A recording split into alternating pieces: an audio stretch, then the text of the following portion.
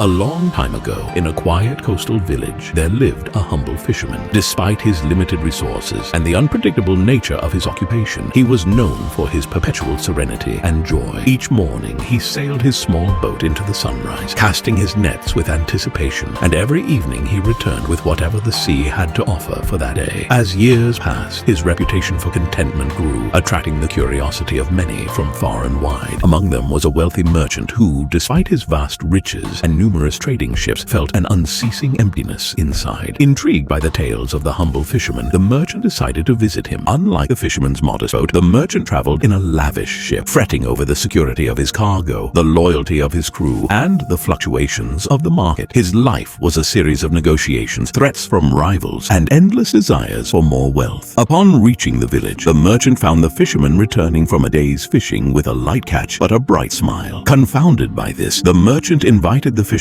to dine with him on his grand ship. As they ate, the merchant questioned the fisherman about his source of happiness. The fisherman, with a gentle smile, replied, "If I tell you, you might not believe it, because the simplicity of it is too stark against the complexity of your world." The merchant urged him to explain, and the fisherman said, "Every morning, I rise with the sun, grateful for the gift of another day. I fish, not for profit, but for my livelihood and for the joy of being at sea. I spend my evenings with my family and sleep with a heart free of worries about wealth or loss. My life is simple, and in simplicity, I find endless joy." Struck by the contrast, the merchant pondered over his own life, filled with constant anxiety and dissatisfaction. Despite his wealth, the fisherman's words echoed in his mind, leading him to a realization that true happiness doesn't come from material riches, but from a peaceful, appreciative heart. As spring arrived, the merchant made a decision. He returned to the village, not to trade, but to learn from the fisherman. He spent days on the small boat, learning to cast nets and to appreciate the quiet moments at sea. Over time, he started to understand the fisherman's joy and gradually adapted his own life, focusing less on accumulating wealth and more on cherishing the simple yet enduring moments. The merchant's transformation was profound. He began to unload some of his wealth into the village, improving the lives of its inhabitants without overshadowing their simple joys. He also learned to live each day with a sense of peace, finding happiness not in his possessions, but in the richness of his experiences and relationships. Years later, the merchant, now an old man, sat by the dock each evening sharing stories with young villagers. His tales of the seas and markets were always concluded with the wisdom he gained from the contented fisherman, teaching them that while the ocean of life is vast and its treasures many, the greatest joy comes from sailing it with humbleness and a thankful heart.